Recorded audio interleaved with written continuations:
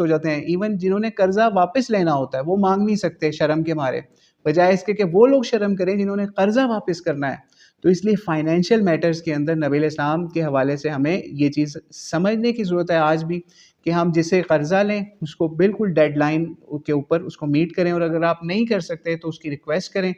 اور وہ اگر آپ کو مہلت دے دیتا ہے، اچھا یہاں پہ بھی ایک چیز ذہن میں رکھیے گا سیرت طیبہ کے حوالے سے یا نبی علیہ السلام کی سیرت کے حوالے سے، کہ نبی علیہ السلام نے یہ بھی ایک جگہ پہ فرمایا کہ اگر کوئی بندہ کسی مسلمان بھائی کو قرضے کے اندر مہلت بھی دیتا ہے، جتنا وہ ٹائم دیتا رہے گا اتنا اس کو سمجھ لیجیے صدقے کا ثواب ملتا رہے گا. ٹھیک ہے، تو اس سے بھی ہمیں یہ چیز پتہ چلی کہ ہمیں اپنے مسلمان بھائیوں کو، ٹھیک ہے، خاص طور پہ مسلمان بھائیوں کو قرضے میں مہلت بھی دینی چاہیے. مہلت سے مراد یعنی ان کی ڈیڈ لائن میٹ ہو گئی، آپ کو نظر آ رہا ہے کہ غریب ہے بندہ، یہ نہیں پیسے دے سکتا، اس کو مزید مہلت دیں. جتنی زیادہ آپ ٹائم دیں گے اتنا آپ کو صدقے کا ثواب ملتا رہے گا. ٹھیک ہے، اور اللہ تعالیٰ آپ کو اس کو بڑھا بڑھا کے واپس کرے گا.